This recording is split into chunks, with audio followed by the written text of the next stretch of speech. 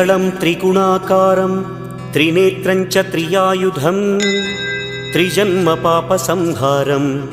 एकबिल्वं शिवार्पणं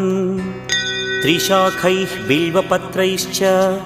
अच्छिद्रैः कोमलैः शुभैः तव पूजां करिष्यामि एकबिल्वं शिवार्पणं कोटिकन्या महादानं तिलपर्वतकोटयः काञ्चनं शैलदानेन एकबिल्वं शिवार्पणं काशीक्षेत्रनिवासं च कालभैरवदर्शनं प्रयागे माधवं दृष्ट्वा एकबिल्वं शिवार्पणम् इन्दुवारे व्रतं स्थित्वा निराहारो महेश्वर नक्तं हौष्यामि देवेश एकबिल्वं शिवार्पणम्।